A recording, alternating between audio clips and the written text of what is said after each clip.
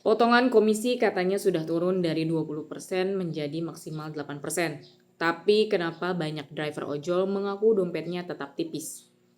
Jangan-jangan yang berubah cuma angka di atas kertas, sementara uang yang masuk ke kantong driver tetap segitu-gitu aja.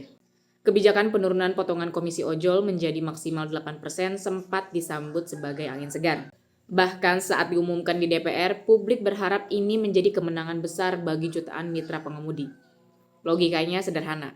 Kalau sebelumnya aplikator mengambil hingga sekitar 20% dari tarif perjalanan, lalu sekarang hanya 8%, seharusnya pendapatan driver otomatis meningkat. Namun ternyata setelah kebijakan mulai dijalankan, justru banyak driver yang mengatakan penghasilannya tidak berubah signifikan.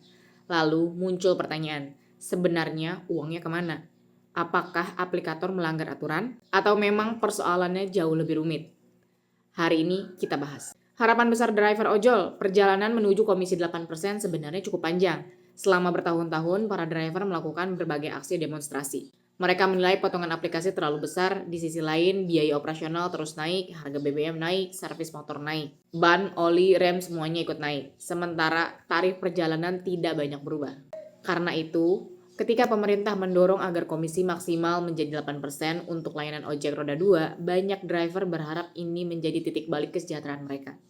Mulai 1 Juli 2026, Gojek dan Grab menyatakan mulai menerapkan skema komisi 8% untuk layanan GoRide dan Grab Bike sebagai tindak lanjut arahan pemerintah. Tapi kenapa pendapatan driver tetap kecil? Nah, disinilah mulai muncul persoalan. Sejumlah driver mengaku nominal uang yang mereka terima ternyata tidak naik sebesar yang dibayangkan. Laporan Suara.com mengungkap penyebabnya bukan semata-mata soal persentase komisi, melainkan cara menghitung komisi tersebut. Banyak driver mengira potongan 8% dihitung dari tarif yang dibayar pelanggan. Padahal dalam praktiknya, terdapat berbagai komponen tarif. Ada tarif perjalanan, ada biaya platform, ada biaya jasa aplikasi, ada promo, ada subsidi, ada insentif, dan komisi tidak selalu dihitung dari angka yang sama dengan yang dibayarkan konsumen. Akibatnya, walaupun secara administrasi komisi utama memang turun menjadi 8%, jumlah uang yang akhirnya diterima driver belum tentu naik signifikan. Bahkan beberapa driver mengaku selisihnya hanya ratusan rupiah hingga beberapa ribu rupiah per order. Kalau sehari mendapat belasan order, kenaikannya memang ada. Tapi jauh dari ekspektasi ketika pertama kali mendengar angka 8%. Dugaan strategi aplikator. Disinilah muncul dugaan yang ramai dibahas. Apakah aplikator mencari cara agar penurunan komisi tidak terlalu mengurangi pendapatan perusahaan? Beberapa pengamat menilai perusahaan tentu harus menjaga keberlanjutan bisnisnya. Sebab kalau komisi turun drastis, pendapatan perusahaan juga ikut turun. Karena itu, bukan tidak mungkin perusahaan melakukan berbagai penyesuaian terhadap struktur tarif, promo, maupun komponen biaya lain agar keseimbangan bisnis tetap terjaga. Perlu digarisbawahi, sampai saat ini tidak ada bukti bahwa aplikator melanggar aturan hanya karena driver merasa pendapatannya belum naik. Yang diperdebatkan justru adalah transparansi perhitungan. Driver ingin mengetahui secara jelas, potongan 8% dihitung dari angka yang mana. Bagaimana pembagian tarifnya? Apakah masih ada komponen lain yang mengurangi pendapatan mereka?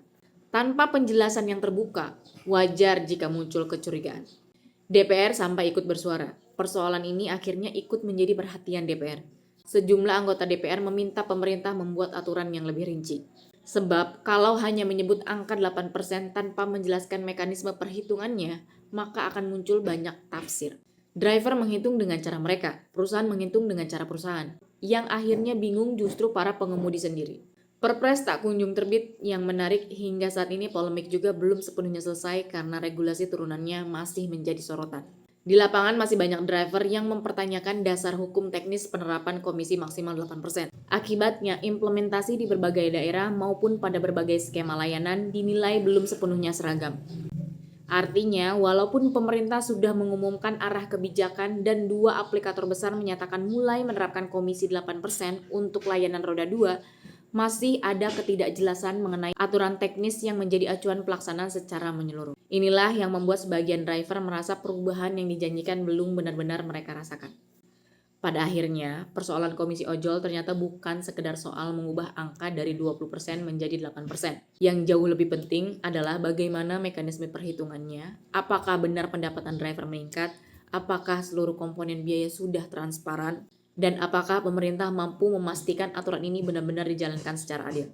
Karena kalau angka 8% hanya menjadi slogan, sementara uang yang masuk ke dompet driver tetap sama, maka tujuan meningkatkan kesejahteraan pengemudi tentu belum benar-benar tercapai. Kalau menurut kalian, apakah potongan komisi 8% ini memang sudah terasa manfaatnya bagi driver? Atau justru hanya mengubah angka di atas kertas tanpa mengubah kondisi di lapangan? Tulis pendapat kalian di kolom komentar dan jangan lupa subscribe Dunia Neo karena kita akan terus membahas kebijakan publik, ekonomi, dan isu-isu yang berdampak langsung pada kehidupan masyarakat.